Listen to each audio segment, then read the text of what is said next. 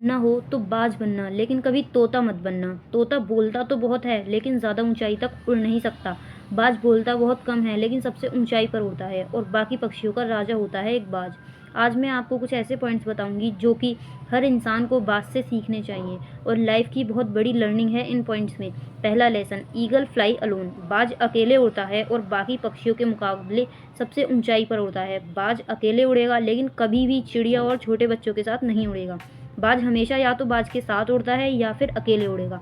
और इससे हमें यह सीख मिलती है कि हमें छोटी सोच वाले लोगों से दूर रहो और अकेले रहो, क्योंकि यही वो समय है जब खुद को जानने का असली मौका मिलता है।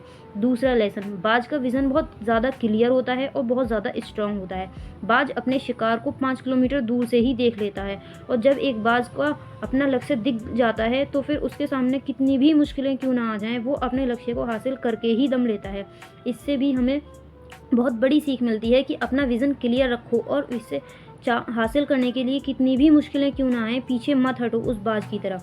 तीसरा लेसन, बाज कभी भी मरे हुए जानवरों को नहीं खाता, वो हमेशा जिंदा जानवरों का शिकार करता है। और इससे हमें यह सीख मिलती है कि जो हमारा पास्ट है वो मर चुका है और उसे उन मरे हुए थॉट्स पर ध्यान मत दो और अपनी आने वाली नई ताज़ी फ्रेश ज़िंदगी पर ध्यान लगाओ। अपने पास्ट की पुरानी यादें जो तुम्हें तंग करती हैं और उन्हें वहीं रहने दो जहाँ पर उनकी जगह है और तुम्हारे पास्ट की जगह है। तुम्हारे पास्ट में उसे वर्तमान की जगह मत दो, क्योंकि एक बार अगर तुम्हारे पास्ट तुम्हारे प्रेजेंट में आ गया तो वो तुम्हारा पास्ट तुम्हें कभी प्रेजेंट में नहीं रहने देगा।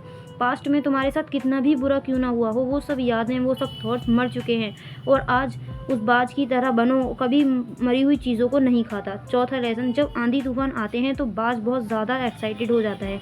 जब बारिश होती है तो सारे पक्षी छिप कर बैठ जाते हैं, लेकिन बाज को बड़ा मज़ा आता है।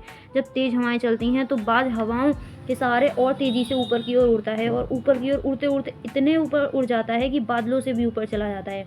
और इससे भी एक बहुत बड़ी सीख मिलती है कि मुसीबत में मज़ा ढूंढो।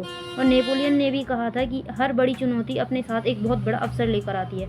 तो उस बाज की तरह बनो तुम भी, अपने अवसर को पहचानो। जिस दिन तुमने अवसरों को पहचान लिया तो सारी मुश्किलें तुम्हारे नीचे होंगी और तुम उन मुश्किलों के ऊपर होगे। पांचवा लेसन, बाज अपने घोंसलों में सॉफ्ट घास को हमेशा निकाल देता है ताकि बाज का जो बच्चा होता है वो कंफर्टेबल ना हो सके, क्योंकि अगर वो घोंसले में कंफर्टेबल हो गया तो वो वही रहना पसंद करेगा। लेकिन बाज ऐसा कभी होने नहीं देता। बाज एक ऐसा पक्षी है, उसे भी यह बात पता है कि there is no growth in comfort zone. लेकिन हम तो इंसान हैं ना, इंसान होने के बावजूद भी इतने सारे इस बात को समझते नहीं। आप जितना ज़्यादा कंफर्ट जोन में रहोगे आपकी आने वाली लाइफ उतनी ही ज़्यादा अनकंफर्टेबल हो जाएगी।